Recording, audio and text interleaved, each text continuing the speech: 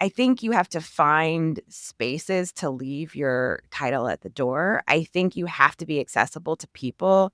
I think I have an aversion to sitting in the front row of things when I could be sitting in the row where the people who are impacted and drive the most change are. And I think you should always be seeking out people who know more than you about whatever challenges exist and whatever opportunities exist.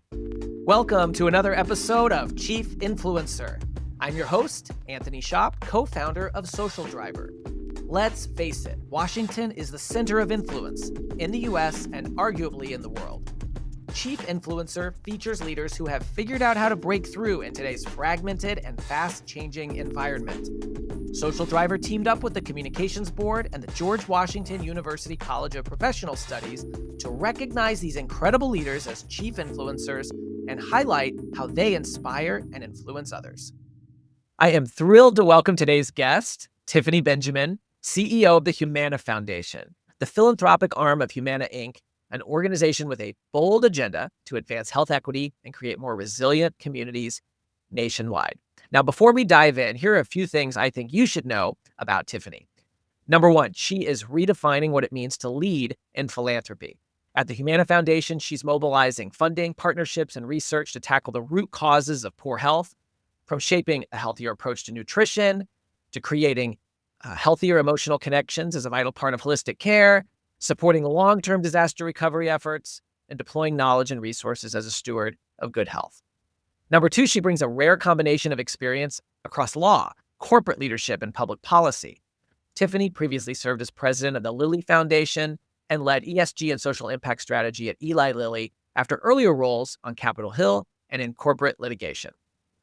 And number three, her leadership is shaping the national conversation on equity and impact. A Harvard Law School graduate, Tiffany's a frequent voice on the future of giving and was recently named to the inaugural Time 100 Philanthropy list, recognizing the most influential leaders in global philanthropy. Tiffany, you have been called many things: a health equity strategist, corporate change maker, Time 100 honoree, and of course, chief executive. Today, we're thrilled to call you a chief influencer. Welcome. Thank you, Anthony. I'm so excited to be here, and I'm thrilled to be considered a chief influencer. Well, I think it is unquestionable that you are a chief influencer, and we will hear today all of the reasons why. But I thought we'd start where you and I first connected, which is through the Face the Fight campaign. Humana Foundation was a founding partner. And I wonder if you could talk about what made that initiative stand out to you, and why did you say yes so early? Yeah, thank you for asking, especially because I love the Face the Fight initiative.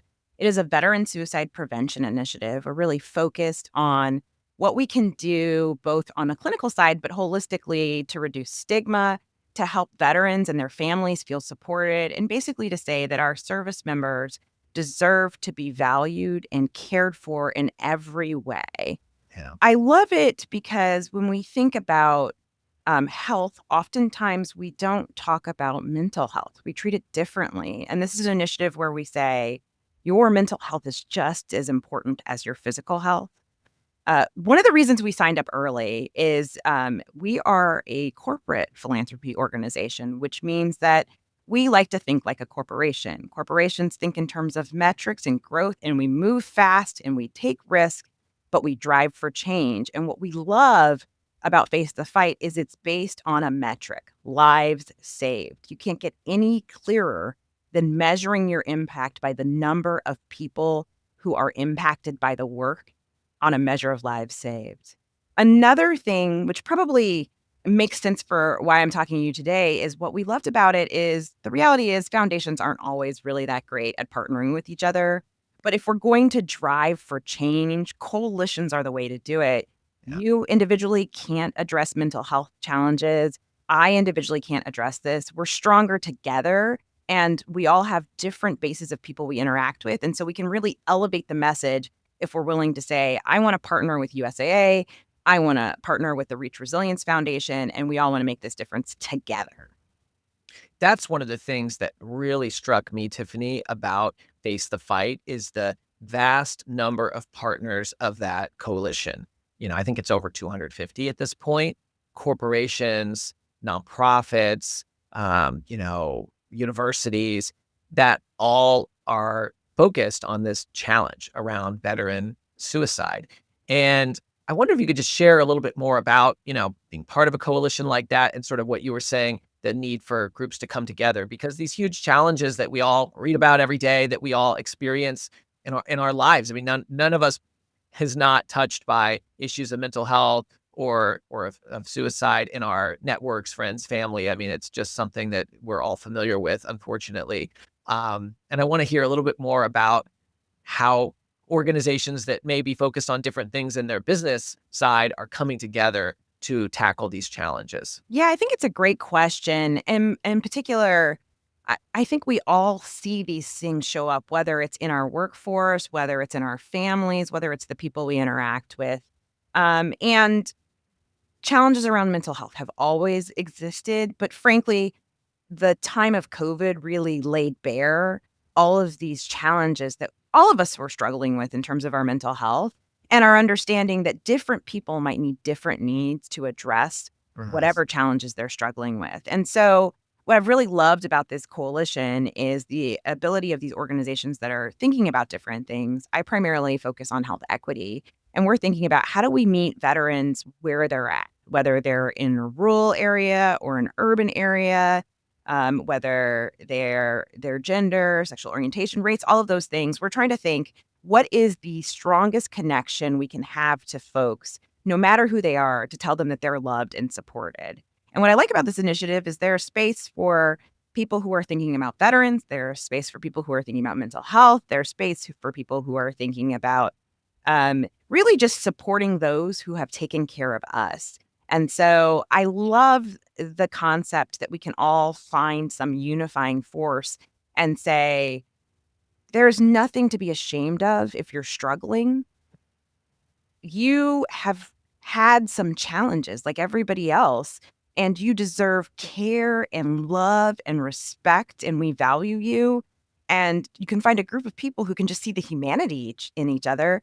And that's what makes this a coalition is it's a group of people who really believe we can help each other and do good if we just take the time to listen and connect with each other.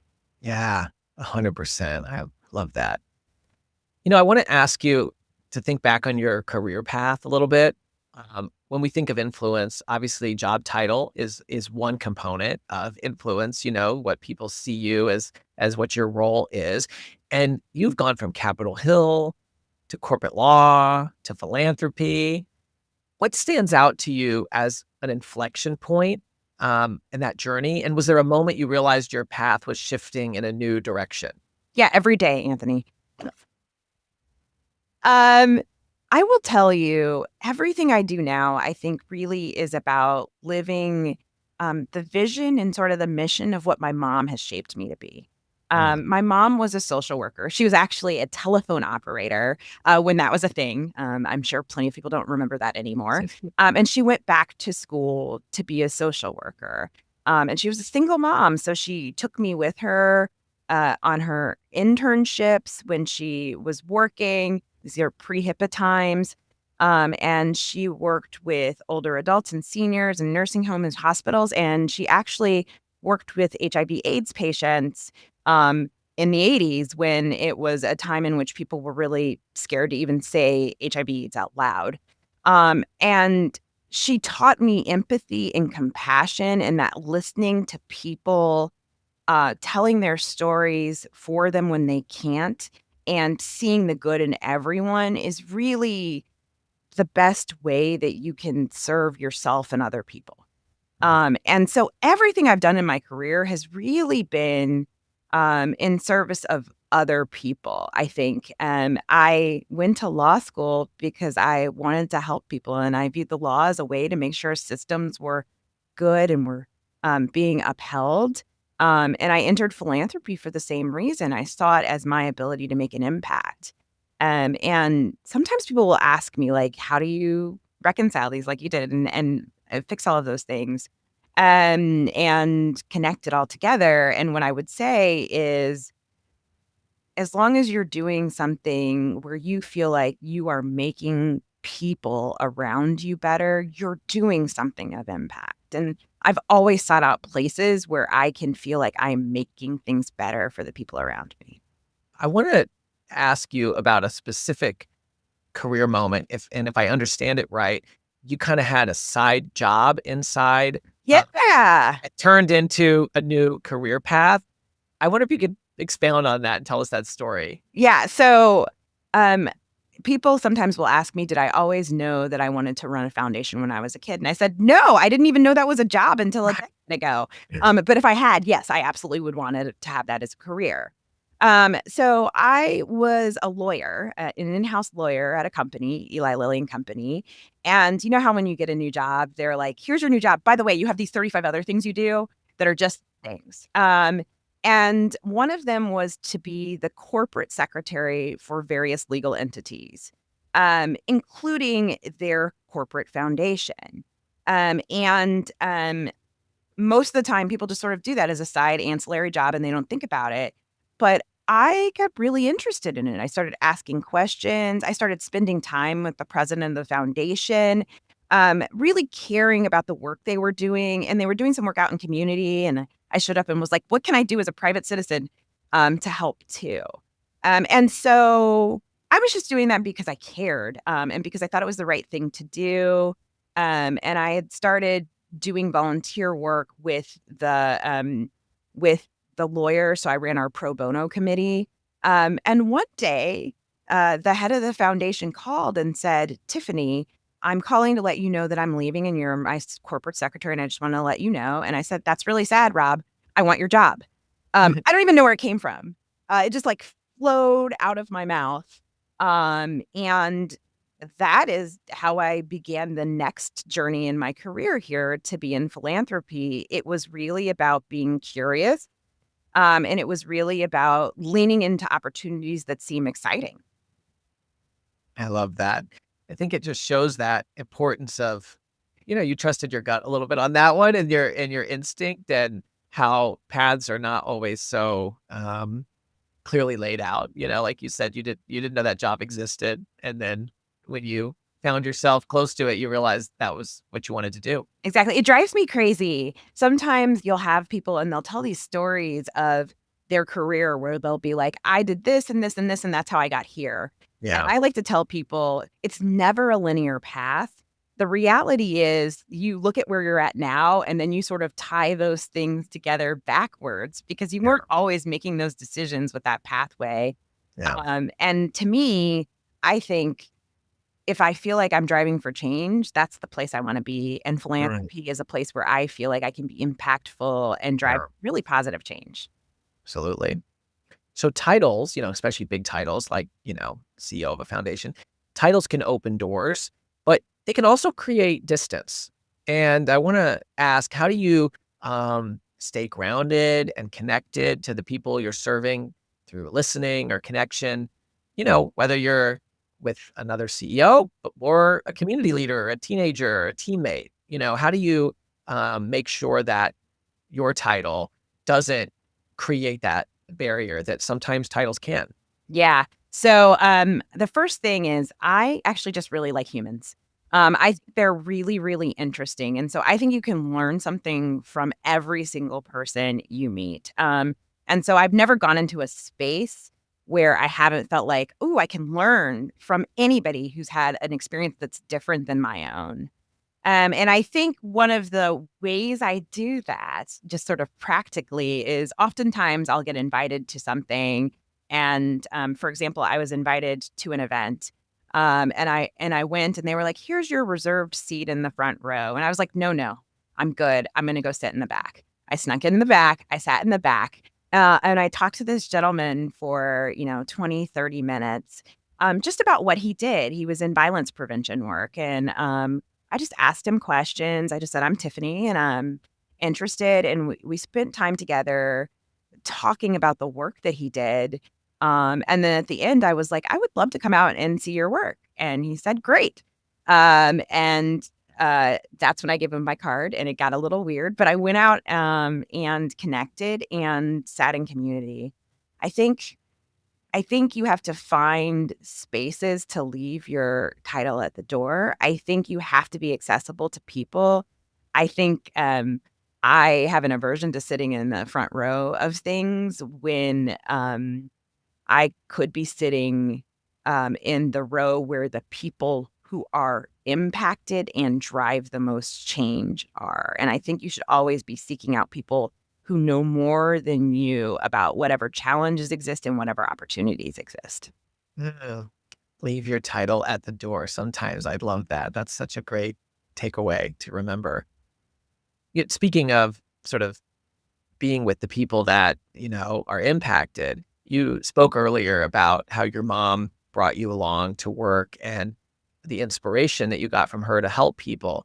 I wonder if you could also talk about maybe lessons that you learned from watching her as a social worker, serving folks in the community, and how those lessons have maybe stayed with you now that you are in, a role with a different title. Yeah, I think it's I'm also very clear that my mom is just like a substantially better person than me. I think the thing I learned most from her is that sitting with people and just listening is the most impactful way to help. I we were talking about face the fight a little bit earlier, and what we know about suicide prevention is that oftentimes the people closest to you just asking, "Are you okay?" can help in a moment of crisis. And then really meaning, "Are you okay?" Like, really Mhm. meaning it and really sitting with people and really listening to what's happening. Asking, "How are you?" and really meaning it is different than just asking, "Hey, how you doing?"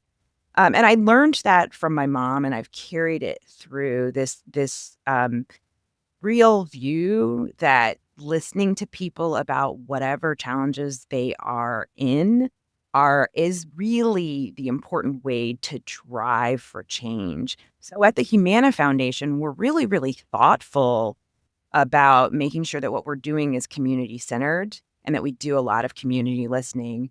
We have what we call the Senior Council, and it is a group of high school seniors and older adults who advise us on our work, tell us what's happening in community, tell us you should be thinking about this or you should not be thinking about this.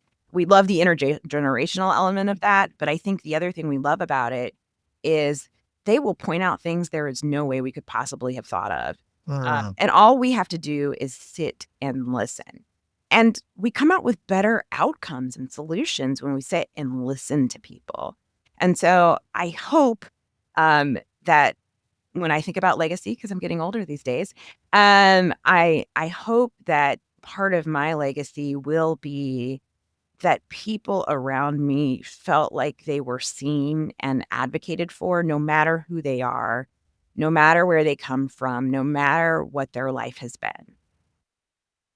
When you talk about bringing seniors in high school youth together with senior citizens, you kind of had an experience when you were younger working with seniors in the senior living center that your mom worked at, didn't you? Where there was kind of a Yeah. partial memento, if I remember correctly. Oh, yeah. So, my mom was a social worker in a nursing home for quite a while. And I went to visit very regularly because my mom worked there. And they had a little workshop where everybody would work on all kinds of things, bookcases, whatever it was. And one day I peeked through the little window and there was a dollhouse in there. And I was like, so cute. That's the coolest thing I've ever seen. Um, and then it turned out that the residents of the nursing home had made it for me as a Christmas present Oh. because I was there a lot and because I loved it. I had it for a really long time. I still wish I had it. It was so special to me, how much these people I'm not related to loved and cared for me, in ways that were, for a kid beyond my imagination. Getting my own, handmade dollhouse is really beautiful. And for me in particular, I spent my summers with my great grandma. I spent a lot of time in the nursing home with my mom, um, understanding the wisdom and love and care that seniors can bring to people has been my lived experience. And so I feel really special that the work that we do also gets to focus on older adults and what they bring and how much value and wisdom and frankly just love there is in the world. It strikes me that if folks hear about your senior council that you have of seniors in high school and senior citizens at Humana Foundation, they wouldn't necessarily know about that experience from you as a young person being in the nursing home and getting that gift from the seniors, and it's kind of a symbol of your relationship. And then it really, the dots connect, at least for me, that makes sense of how you've seen the value of those intergenerational relationships personally, and why you've championed that senior council at the Humana Foundation. And, it sounds like an amazing idea. I wonder if you could say a little bit more about how it came to be, how you get the right people on it, and how you facilitate those conversations to take out the lessons and use them to inform your work, because that could be a valuable thing for folks to hear. Maybe someone who runs a trade association and is trying to bridge the gap between young people who are potential members, coming into the workforce, and those who are leaving the workforce but have a lot of wisdom. I think what you've done, there's many of us could take away lessons from it. Yeah, thank you for that. We work at it pretty seriously. So, overall, we have three focus populations, which are kids, school age kids, veterans, and seniors, older adults. And we were building out our work and we were working with nonprofits, and we realized, hey, we don't have the voice of community. When someone is pitching an idea to us, do we know that this is an idea that will actually make sense in community? And we appreciated that every place we do work is unique and different. And we do work in Florida, Texas, Louisiana, and Kentucky. And we know each of those places has its own personality, its own culture, its own way of living. And we realize what we really need is people on the ground who aren't beholden to us, but are only beholden to themselves and their communities to push us, right? Like that's what it was about, is helping us think about issues in the right way. So we of course posted on our website, but we recruited. So we called our nonprofit partners, we called our corporate partners. We said, "Hey, do you know anybody who would be interested in this?" We talked to folks at foundations related to school systems because we thought, "Hey, this would be great for high school seniors. They can put it on their resume." And frankly, it gets to build out intergenerational connection. They get to learn about geographies that are not their own. And so we built this group. They rotate every 2 to 3 years. The seniors in high school clearly rotate more often because, they're seniors for a year. And they come together once a quarter. We talk about our grant making. They hear from some of our grantee partners. They tell us what's on the ground. Sometimes we'll ask them, hey, we want to focus on social isolation. Like, can you work together in groups to tell us what we should be thinking about here? What are the most important issues? And so we meet with them really regularly, and we try to provide them with updates on our work so that they can help us understand, are we picking the right things? Are these the right things for your community? And they give us substantially more than we give them. We're so grateful to them for the ways that they teach us about how people actually live and breathe the work we do. This episode is brought to you by the George Washington University's College of Professional Studies. With in-person and online programs ranging from master's degrees in public relations strategy to certificate programs in digital communications, GW offers more than just the credentials to help working professionals get ahead. It prepares them to be leaders in their field. Check out cps.gwu.edu for more information. If somebody was thinking about creating some sort of advisory group of some kind, like what you've done, what advice would you have for them as they get started doing that? Yeah, it's a great question. The first thing is we had really transparent guidelines. So we were like, you need to be this age, you need to live in this place. And then and we were really clear and kept it simple, right? And so we didn't provide a lot of detail in the application. We leaned really heavily on interviews. Sure. And then we also equipped them with the ability to share information about the work we do, right? Like, so we wanted them to feel like advocates for our work too. So we had a really brief application and then use your network, right? Sure. We really, really reached out to all of our community partners to say, we think this is a great opportunity. Please use your network to find people you think. And then we were good about telling people we will use your work. I think one of the challenges is oftentimes people will create these advisory committees and they won't always listen to them or they Sure. won't always do the work. Um, and it doesn't mean we do everything our advisory committee tells us to do, but we are clear with them that if you invest this time, it will shape what we do and how we do it. Yeah. That is really, really important is to tell people this is the impact of the work that you're doing. Yeah. And I think sometimes we miss that in saying like, just come along on my thing. Yeah. You have to assure people that it's worth their time.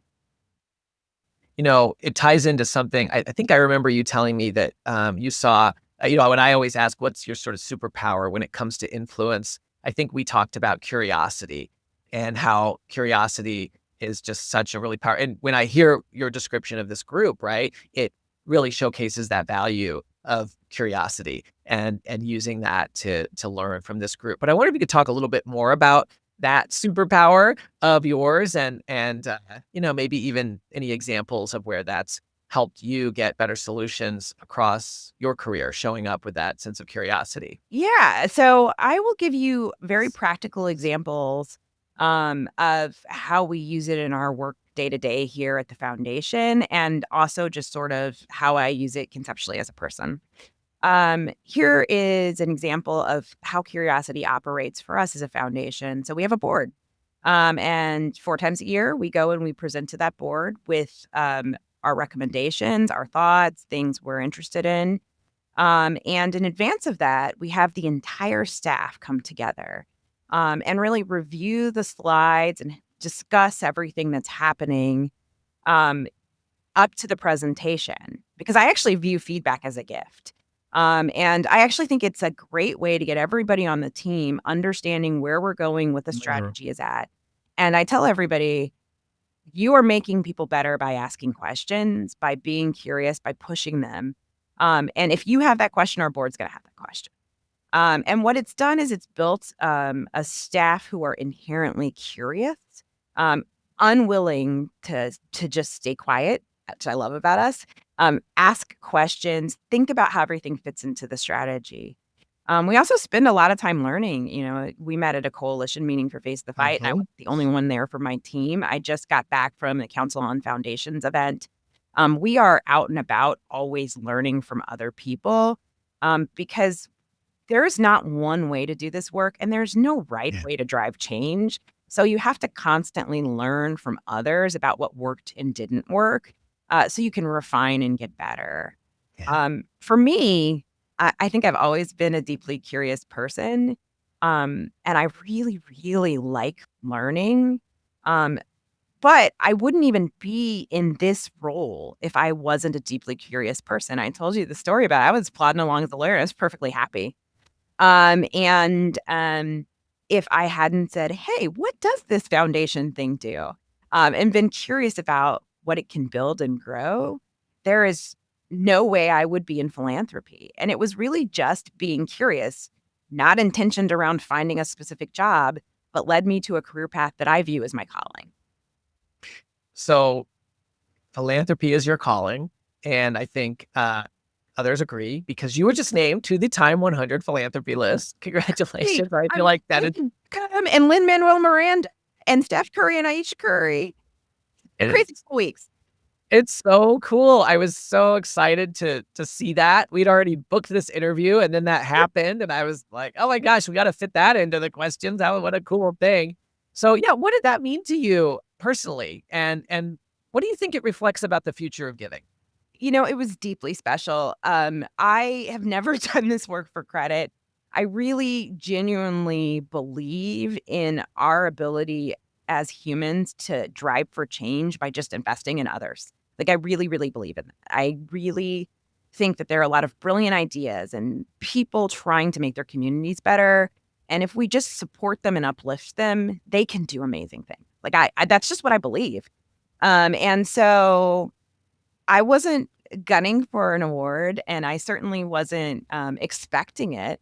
And frankly, to receive it for just getting up and doing what I think is right was powerfully impactful. I still get a little weepy if I'm being honest Yeah. about it. And although my children keep me humble because I asked my son, I was like, "What does this mean?" He's 9. And he was like, "It means you're good at philanthropy." And I was like, "What's philanthropy?" And he said, "I don't know. It's like therapy." And I was like, "Sure." Um, I am really honored. And what I really like about this award, I was named in the Trailblazers category. They had different categories, is that what it says is there are a million different ways to do this work. There were people like me in corporate foundations. There are private individuals who are giving to specific causes. There are private foundations who are doing really intentional work in their places. There were international NGOs that were thinking about things around the rainforest or around human rights. And I think what it says about the sector is that it's growing and diversifying, but also having an award that acknowledges the force for good that people can be, I think is so deeply needed. Like, we Yeah. need to reward people and acknowledge people when they help others. And I think time saying people who help others are important is a good sign. Like, it's a good sign for where we can get to and what we should value about people. Yeah. And I love how it featured so many different aspects of philanthropy 100%. categories and the different, because people show up in different ways. 100%. And the real through thread was people who really cared about making a difference. Like, it was simple. Yeah. Like, everybody believed in their mission. Everybody understood that different people might have different missions, but that everybody was there for good. And so for me, sometimes in this world, we find fault in other people or we decide something's good or bad for one certain thing. But I think most people are inherently good and want to help their neighbors and Mm. want to help their community and do the right thing. We just don't spend enough time talking about it. Right. Yeah. I'm a big believer that faces are the new logos. And so when you see an award like this around people, it tells a different facet of the story than Yeah. from just the company, because it brings in your personal narrative and your personal why.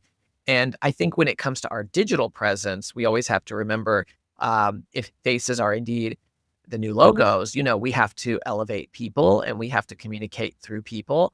So some leaders, they completely delegate their digital presence, but I know you are very hands-on with LinkedIn in particular. And I wonder if you could talk about why that platform is meaningful to you.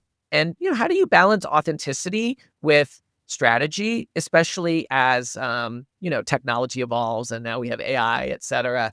Can you share a little bit behind the curtain about Tiffany and LinkedIn? Yeah, I love LinkedIn. I'm really into it. I'm very honest about it. And I do think sometimes people get intimidated by it. And I don't think you should be. It's got a lot of helpful tools. But what you said is really true is if you want people to understand your story and your mission, you have to show it to them. And what we know is, frankly, the human attention span is getting shorter. Don't worry, I'm not going to get a TikTok. No one wants to see that. But you have to continuously show people the ways in which you are investing. And so for me, that means most weeks I'm on LinkedIn and I do run my own LinkedIn 2 to 3 times a week. I'm sharing what I'm doing, what I'm learning, who I'm learning from.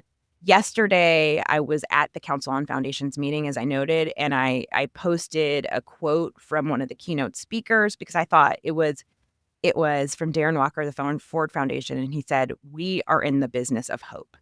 And I thought, at a moment in time where there's so much change in the outside world, people in philanthropy need to be reminded that we are in the business of hope. It was powerful. And then it was important to note these intersections I have with the things I learned there.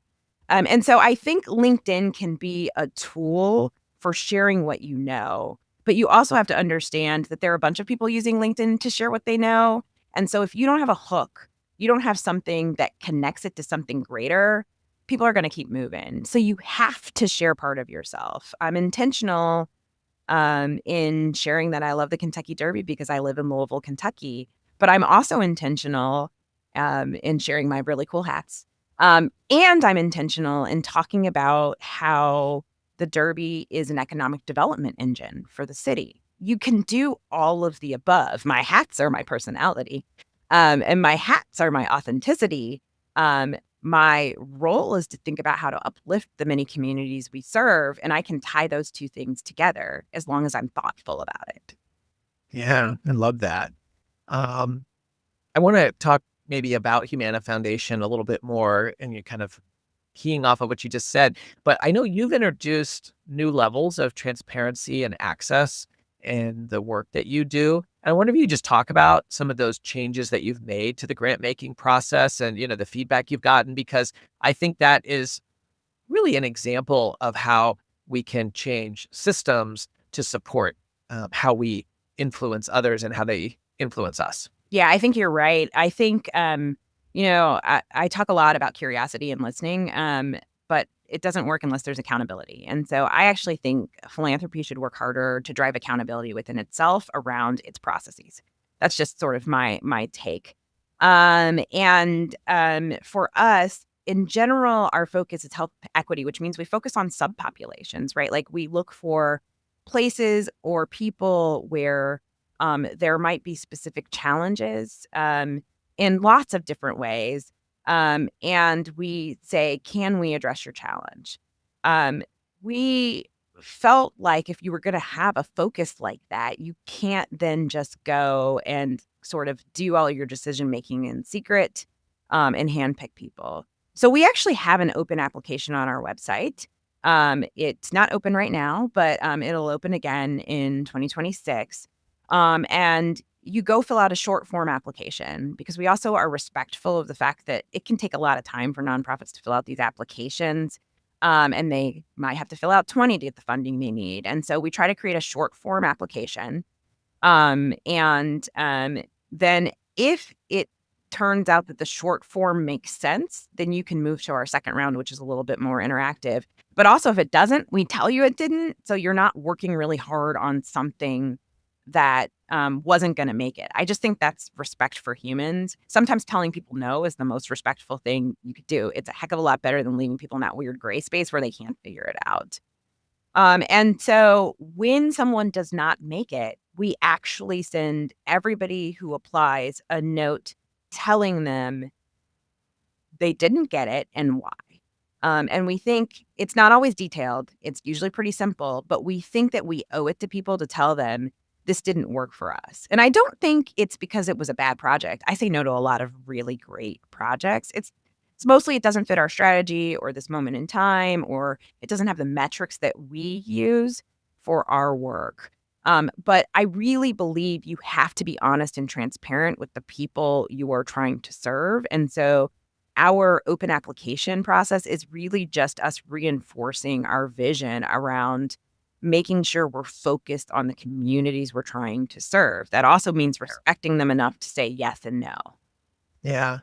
I think that is, there's a lot you can do on the inside that can really impact how you influence on the outside. And I think Exactly. there's internal kind of governance changes that you've made really say a lot about your approach to leading the foundation. You've also told me a little bit about your thoughts on empathy as a form of influence. And I wonder if you could share a little bit about that, especially how do you hold on to that mindset while leading at scale? Yeah. Because empathy is something we often think of, with individual connections, right? It's easy to be empathetic when you're across the table from one person, but then you're thinking about disasters and complex initiatives and things that affect a much larger group of people. And so, what does empathy look like from a foundation standpoint when you're working with much larger, complex issues than just one person? Yeah, it's a great question. And I think one of the things that any leader should be thinking about is you should never just be at your desk. I'm at my desk today, Mm. but I'll be out in community later today. The way that you maintain empathy is by connecting to humans, sitting with people and listening to them and meeting them where they're at.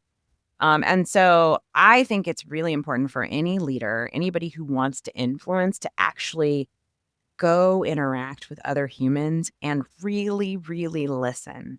And if you do, you can find connection with anybody, no matter who they are or where they are.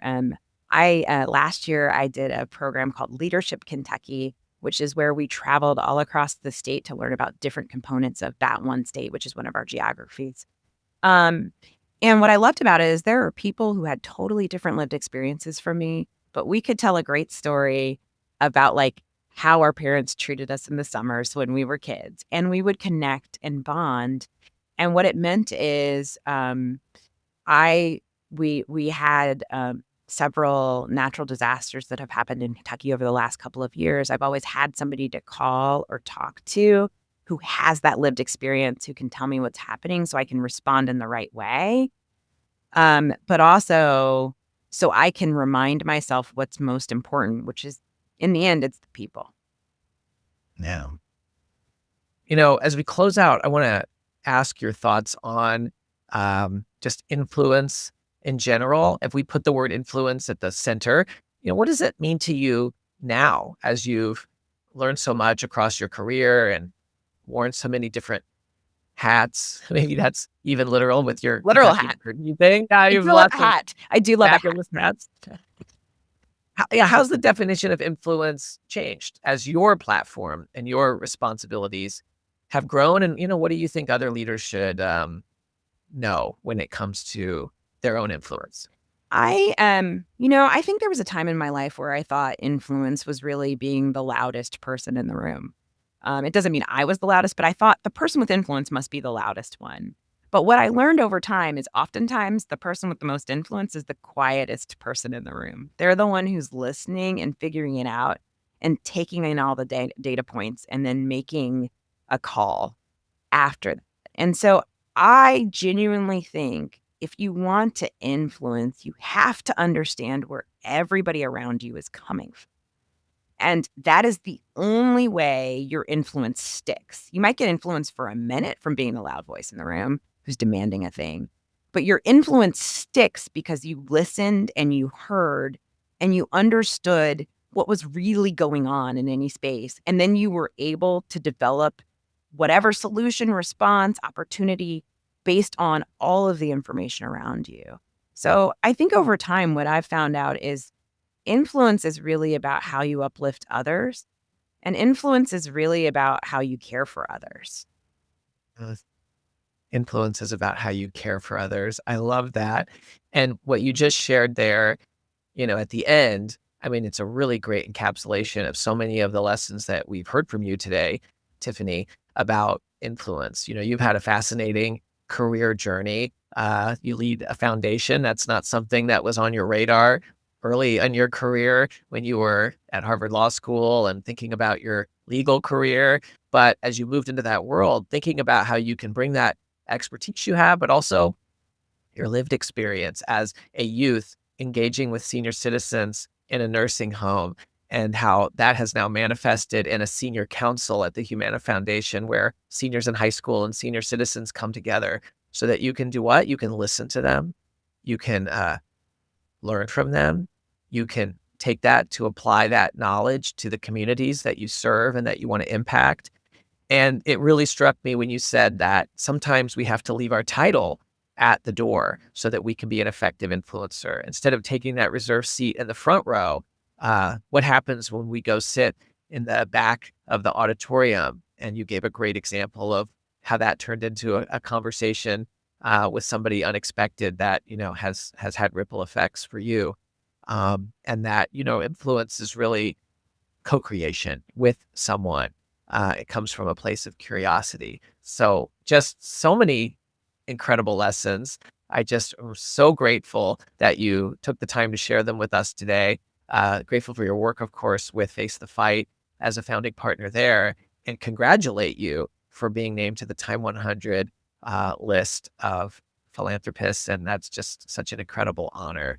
So thank you very much for your time today. And we're excited to continue to follow your journey as a leader and a philanthropist, and now a chief influencer. Thank you so much for having me. I'll have to get my chief influencer t-shirt. Yes, that's next on the docket. Chief Influencer is a production of Social Driver. We help clients transform complexity into clarity with people-centered strategies. Whether you're looking to elevate the influence of your brand or of your leaders, check out socialdriver.com to learn more. For show notes or to nominate a guest, visit us at chiefinfluencer.org or follow Chief Influencer on LinkedIn.